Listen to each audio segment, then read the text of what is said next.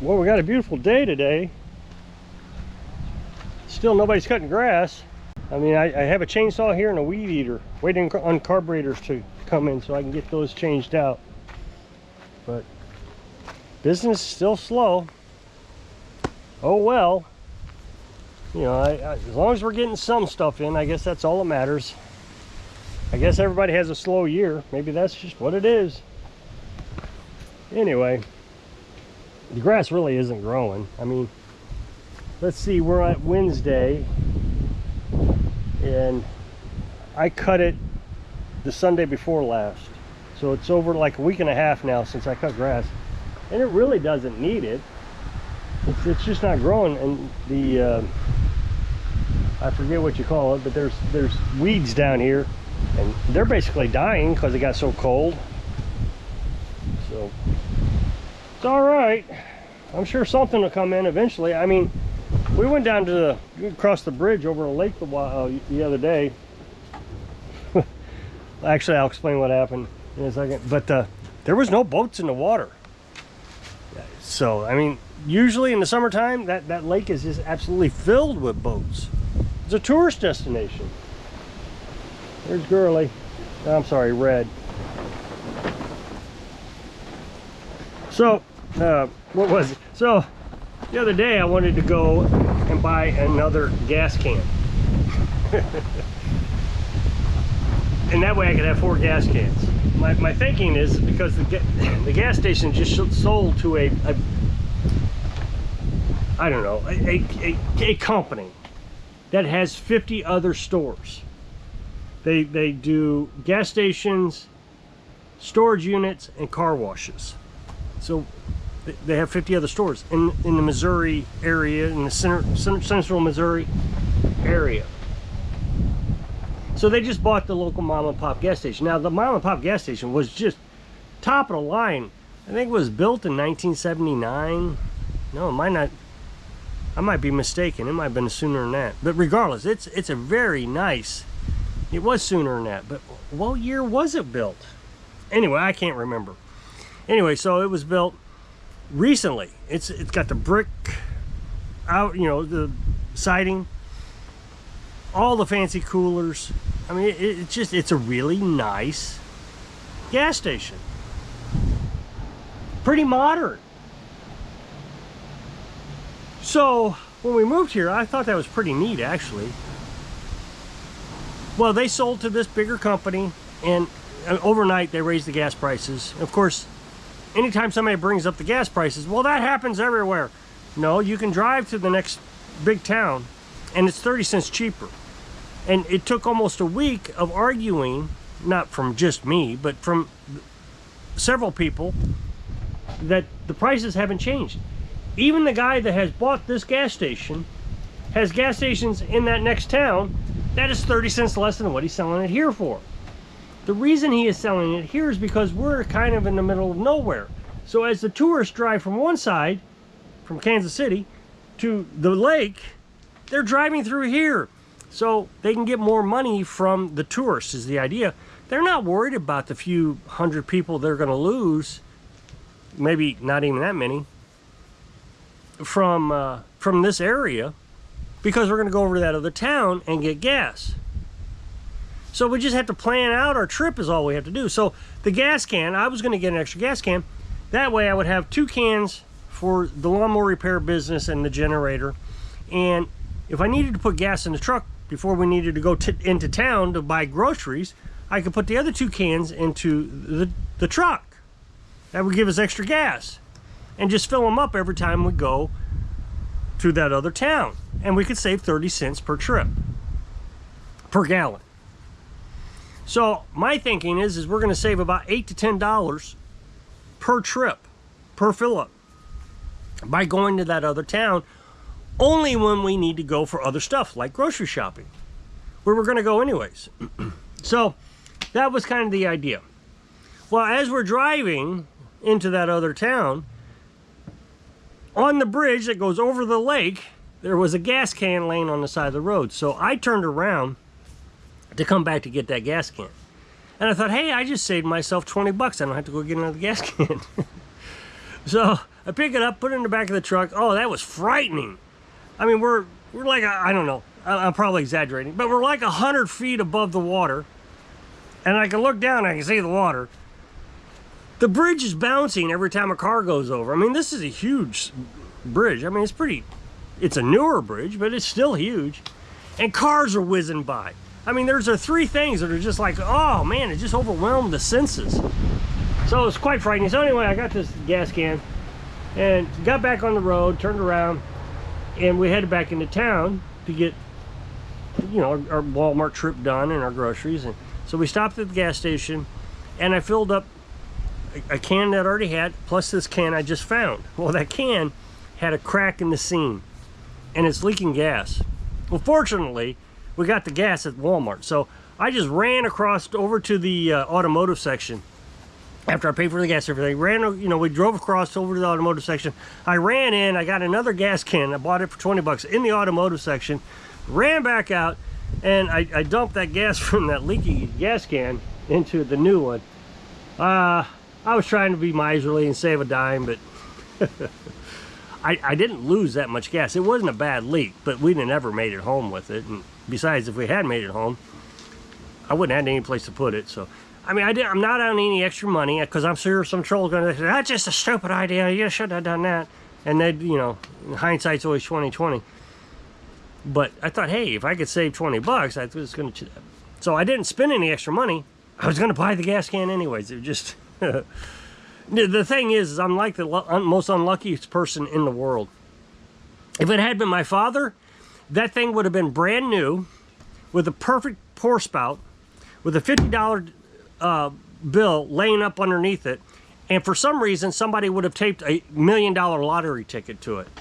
I mean, there's some people that have that kind of luck. My father, it just seems like every time he decides to do something a little silly like that, just pays off big. But if I do it, it's got a leak. It didn't even occur to me that it might be leaking. It looked old, but usable.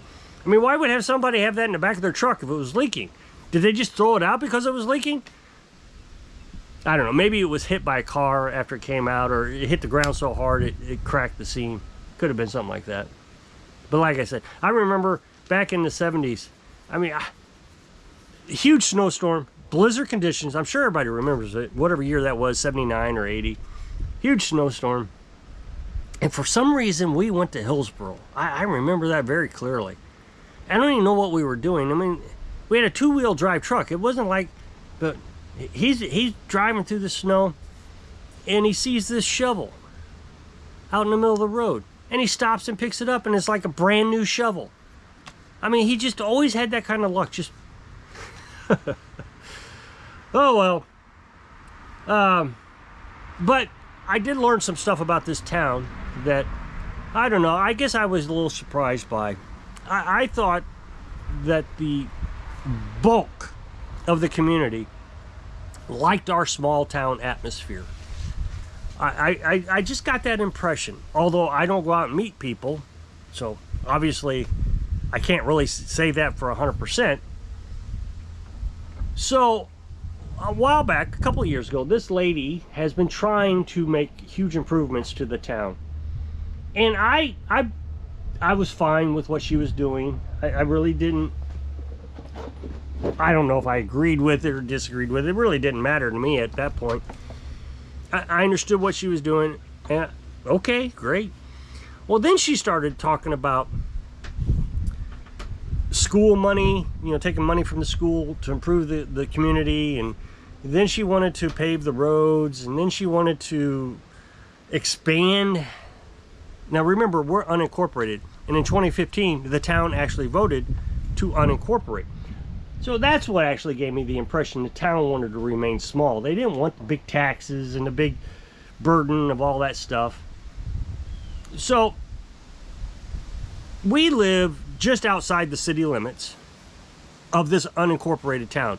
I mean, it's not really a town anymore, but the sign's still there, you know, that says population and gives a town name.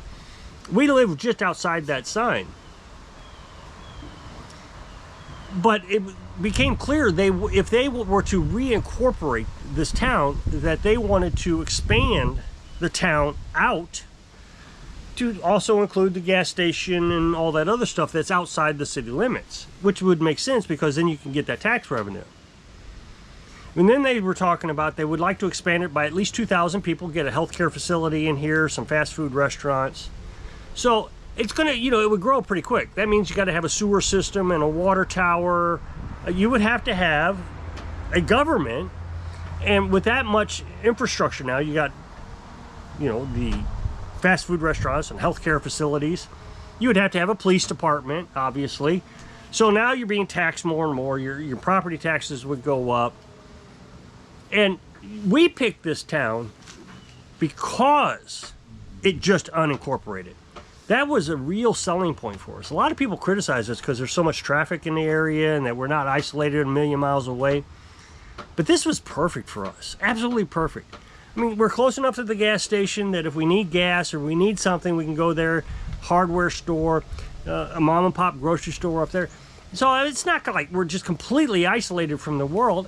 So we have the woods on one side and a nice little convenience on the other side. Now, all that stuff is a little bit more expensive than if you were to drive into the big town. But in an emergency, you need, sugar, although we don't eat sugar, but you get the idea. We can go get the sugar. We just loved it here. And I don't see why I got to keep justifying that. We just loved it. Well, after the gas station moved in, I wasn't a big fan of it. I really wish it would have stayed mom and pop, although there was nothing I could do about it, and I wasn't going to resist the idea that it was here. It was here. Well, it turns out that there was some, I don't want to give all too many specifics, but there was some activity that would not be agreeable to anybody going on with the company itself. So I just posted a link to the article. Well, before I'm done, I'm having to explain why I've even posted this link. So I put edit, and I'm trying to explain everything. So people weren't even reading the article. They were just saying, oh, you're just being too critical. Well, it occurred to me after a while, an hour or so, that the town does want to grow. They do want the corporations in here. They do want the Home Depots and the Starbucks and the Subway sandwiches. They do want this town to grow massively, actually.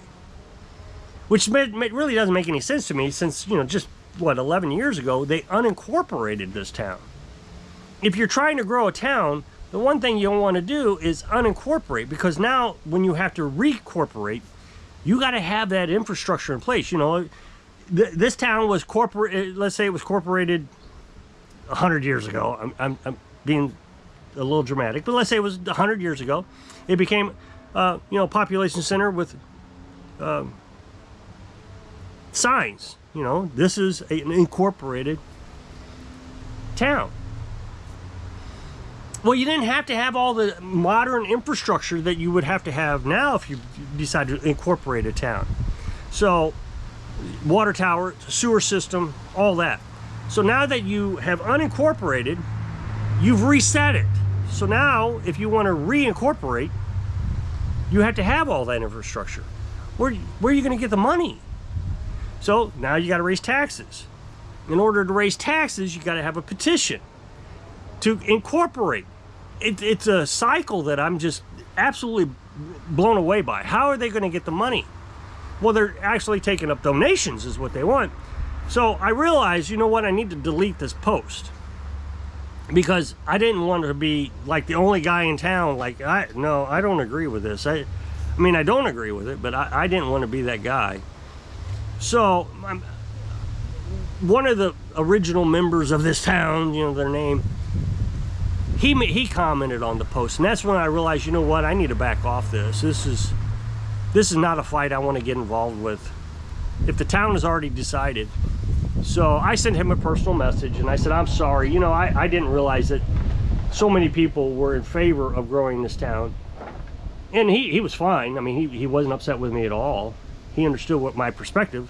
He actually said, I agree with your perspective, but on the other hand, the town needs conveniences so we don't have to drive all the way to the other town, which is exactly the opposite of the way I want to think. So if the town ever did, reincorporate or started growing, I think what I would do is, obviously it would raise my property value probably quite a bit, because they're going to want to incorporate this. Even though I'm outside the city limits, they're going to want to bring me into the city limits, so that brings my property value up. So I could sell this and just find someplace else. I mean, you know, Carolyn and I was talking, although we probably would never be able to get it, there's a place with a trailer, a well, and a septic tank for $13,000. So, you know, we could sell this probably right now for 10, and pretty easily. So, like I said, we're not in a hurry to move. That's not what I'm trying to say. I'm just saying that if it ever did grow, we would probably go, because I don't want to be around all that. I mean, it's bad enough now that, you know, people that want to be in your business all the time. And, you know, we stay pretty isolated. Everybody does try to leave us alone for the most part. But occasionally, you know, people show up. Well, anyway, I'm going to jump off of here. So if you'll click this up next box to take the video over to my other channel, really appreciate it. Go check it out. So I hope I can inspire you. Define what you want and figure out how to keep it, so you can live your dreams. Thanks for watching.